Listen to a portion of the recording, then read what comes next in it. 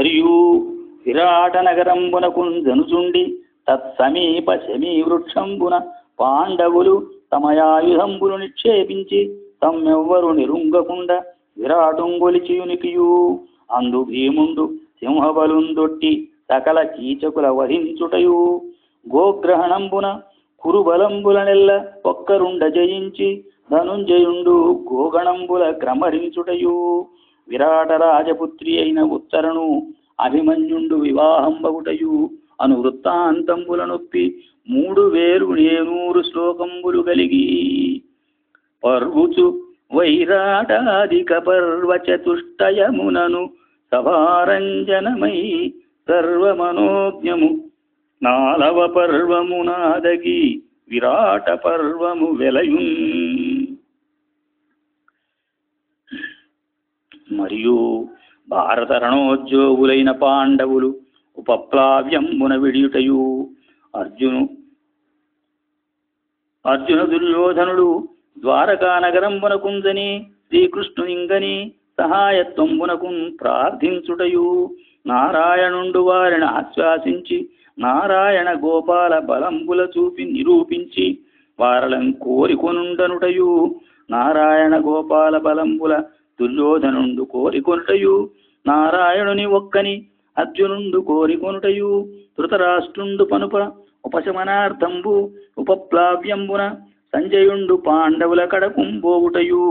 వాసుదేవ సహితులైన పాండవుల రణ ప్రారంభంబు విని ధృతరాష్ట్రుండు నిద్రాహారంబులు విడిచి చింతాక్రాంతుండగుటయు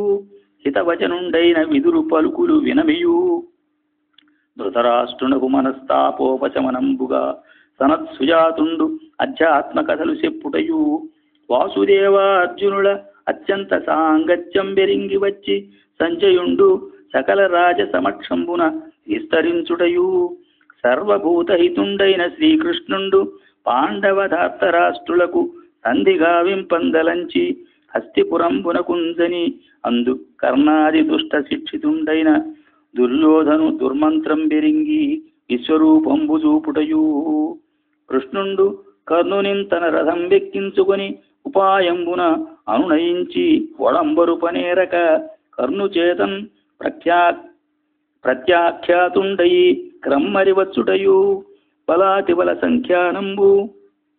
ఎల్లి యుద్ధంబు చేయవలయునని కురుపతి పనుప ఉలుకుండను దూత పాండవుల పాలికి వచ్చి పరుసంబులు పలుకుటయు